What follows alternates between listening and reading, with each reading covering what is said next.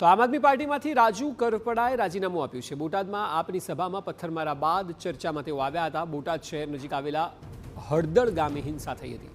કડદા પ્રથાની વાતને લઈને તેઓ ચર્ચામાં આવ્યા હતા।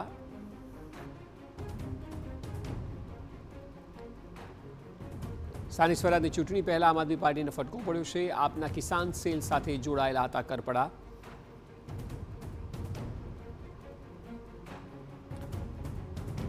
બોટાદમાં આમ આદમી પાર્ટીની સભામાં પથ્થરમારા બાદ ચર્ચામાં આવ્યા હતા। હવે રાજુ કરપડાએ તેમના પદ પરથી રાજીનામું આપ્યું છે। બોટાદ શહેર નજીક આવેલા હળદળ ગામે હિંસા થઈ હતી। કડદા પ્રથાની વાતને લઈને તેઓ ચર્ચામાં આવ્યા હતા। સ્થાનિક સ્વરાજની ચૂંટણી પહેલા આમ આદમી પાર્ટીને ફટકો છે। વધુ માહિતી આપી રહ્યા છે પોલિટિકલ એડિટર કિંજલ મિશ્રા।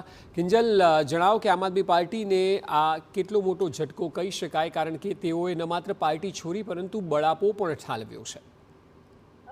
રાજુ કરપડાની વાત કરવામાં આવે તો એક આમ આદમી પાર્ટી માટે મહત્વપૂર્ણ નામ હતું રાજુ કરપડા, અને જેમણે આજે રાજીનામું છે સોશિયલ મીડિયામાં પણ તેમણે જણાવ્યું છે કે તેમનો જે નિર્ણય છે તે ચોક્કસ તેમને કહી શકાય કે નુકસાન, તેમનો નિર્ણય છે બીજા લોકોને ચોંકાવશે, પરંતુ પાર્ટીને મજબૂત બનાવવા માટે પરિવારમાં વિશેષ મહત્વ આપવામાં આવ્યો, અને કુદરતે અહીંયા જ સુધી સાથ લખેલો હતો, અને મારા દ્વારા જો કોઈને લાગણીને ઠેસ પહોંચી હોય તો હું ક્ષમા ચાહું છું, પરંતુ ખેડૂતો માટે કે જે લડત હતી એ આમ આદમી પાર્ટીમાં રાજુ કરપડા આપી રહ્યા હતા, અને રાજુ કરપડાનું જવું એ રાજીનામું આપવું એ અત્યારની સ્થિતિમાં ખૂબ મોટો લોસ આમ આદમી પાર્ટી માટે કહી શકાય। કિંજલ, આભાર સમગ્ર માહિતી બદલ।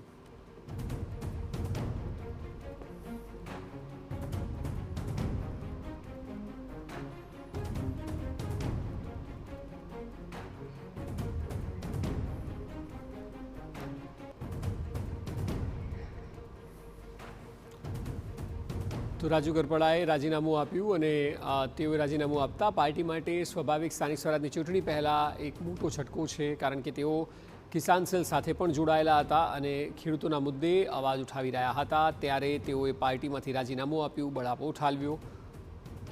તેઓ બોટાદ શહેર નજીક આવેલા હળદળ ગામે જ્યારે હિંસા થઈ ત્યારે ચર્ચામાં આવ્યા હતા, અને હવે તેઓએ પોતાના પદ પરથી રાજીનામું આપતા આમ આદમી પાર્ટી માટે મોટો ઝટકો છે, કારણ કે ખેડૂતો માટે લડતો પાર્ટીનો અવાજ આમ આદમી પાર્ટીના તમામ પદ પરથી રાજીનામું આપી રહ્યું છું, મારો નિર્ણય તમને ચોંકાવશે તેવું પણ તેઓ સોશિયલ મીડિયામાં લખ્યું છે। પરંતુ અરવિંદ કેજરીવાલ રાષ્ટ્રીય સંયોજકને સંબોધીને લખેલા પત્રમાં તેઓએ તમામ પદ પરથી રાજીનામું આપ્યું છે।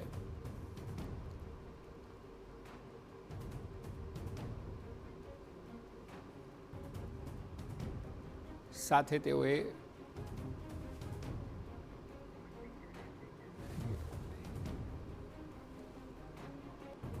ખેડૂતોના પ્રશ્ને અરવિંદ કેજરીવાલ હોય કે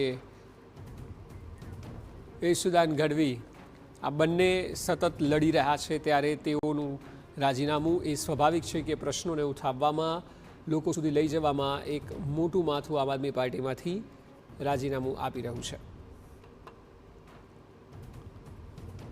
હવે જ્યારે સ્થાનિક સ્વરાજની ચૂંટણી કે જેમાં આમ આદમી પાર્ટી તૈયારી કરી રહી છે અલગ અલગ શહેરોમાં લડવા માટે, ત્યારે સ્થાનિક સ્વરાજની ચૂંટણીની પહેલાં જ આમ આદમી પાર્ટીને મોટો ઝટકો લાગ્યો, કારણ કે ખેડૂતોનો અવાજ, ખેડૂતોના મુદ્દા જેણે ઉઠાવ્યા। આપણી સાથે યેસુદાન ગઢવી પોતે જોડાયા છે। યેસુદાનભાઈ, રાજુભાઈ રાજીનામું આપી રહ્યા છે, જો કે તેઓ કોઈ બળાપો ઠાલવ્યો નથી, પરંતુ એક વાત ચોક્કસ છે કે પાર્ટીથી તેઓ છેલ્લા ઘણા સમયથી નારાજ ચાલી રહ્યા હતા। રાજુભાઈનું રાજીનામું જસ્ટ હાલ મને મળ્યું છે હમણાં, અને મારે હજી વાતચીત કરવાની એમની સાથે બાકી છે, પરંતુ આમ આદમી પાર્ટીને રાજુભાઈએ ખૂબ એમાં દિવસ રાત મહેનત કરી છે। આમ આદમી પાર્ટી માટે એમણે રાત દિવસ એક પણ કર્યા છે। સાથે સાથે આમ આદમી પાર્ટીએ હળદરકાંડથી લઈ અને બધામાં જે લોકો હતા 86 જેટલા ખેડૂતોના આગેવાનો, એમણે આમ આદમી પાર્ટીએ લીગલ ટીમથી માંડીને બધી જે વ્યવસ્થાઓ કરવાની હતી એ થઈ પણ શકી હતી। અને સાથે સાથે તમે જુઓ, હળદરકાંડ પછી રાજુભાઈ અને આખા એ લોકોના આંદોલનના કારણે 10,000 કરોડ રૂપિયા ખેડૂતોને ગુજરાત સરકારે આપવું પડ્યું, પહેલી વખત આટલું પેકેજ। સાથે સાથે કડદા કાંડ બંધ કરવું પડ્યું।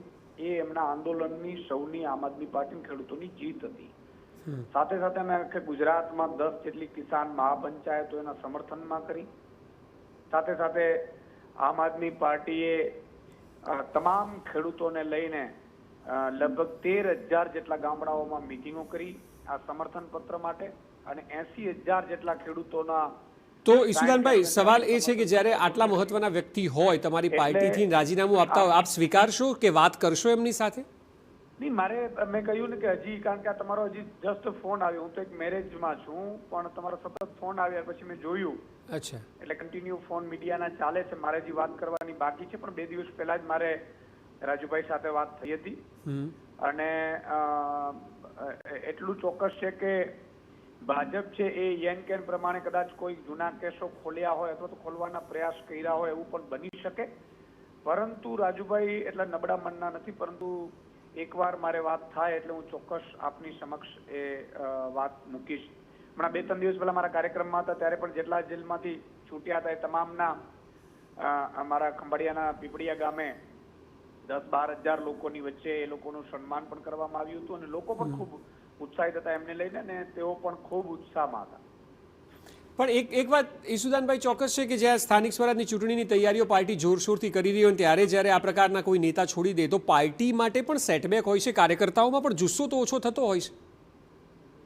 બિલકુલ, હું એ જ કહું છું ને કે એકવાર મારે, કારણ કે સ્વાભાવિક છે કે ભાજપ છે હંમેશા નેતાઓને, લીડરોને તોડવાનું, એને હેરાન કરવાનું અને પરેશાન કરવાનું આ કોશિશ કરતી જ રહી છે. બરોબર છે, એમાં બે મત નથી. પરંતુ આટલી ચોક્કસ વાત છે કે આમ આદમી પાર્ટી ગુજરાતની જનતાનો અવાજ બની છે. આમ આદમી પાર્ટીએ તમામ લીડરોને ઊભા કર્યા છે. આજે મારા જેવા વ્યક્તિ, સામાન્ય પરિવારમાંથી આવતા ખેડૂત માલધારીનો દીકરો આજે પ્રદેશ અધ્યક્ષ છે, બરોબર છે, ઓબીસી સમાજમાંથી આવતા વ્યક્તિ. આજે તમે જુઓ ધારાસભ્યો અમારા કઈ રીતે મહેનત કરી રહ્યા છે. એક નાગરિકને એક ઉમ્મીદ છે. તાલુકા જિલ્લા પંચાયતની ચૂંટણીઓમાં પણ ઉમ્મીદ છે. એટલે બહુ ક્લિયર છે કે આમ આદમી પાર્ટી તો ગુજરાતનું ભવિષ્ય છે. કોંગ્રેસ છે એ ડૂબતો સૂરજ ડૂબી ચૂક્યું છે, જ્યારે સામે પક્ષે ભાજપ છે એ અસ્ત તરફ જતું સૂર્ય છે અને આમ આદમી પાર્ટી એ ગુજરાતમાં ઉગતું સૂરજ છે. બિલકુલ. ઈસુદાનભાઈ TV9 સાથે વાતચીત કરવા બદલ આભાર. તો ઈસુદાન ગઢવી પ્રદેશ અધ્યક્ષ એ કહી રહ્યા છે કે તેઓને હજી સુધી એ જાણ નથી, મીડિયા થ્રુ તેઓએ જાણ્યું છે, પરંતુ સ્થાનિક સ્વરાજની ચૂંટણી પહેલાં એક મોટું નામ ખેડૂતોનો પ્રશ્ન ઉઠાવતું તેણે રાજીનામું આપતા પાર્ટીમાં ખળભળાટ સર્જાયો છે.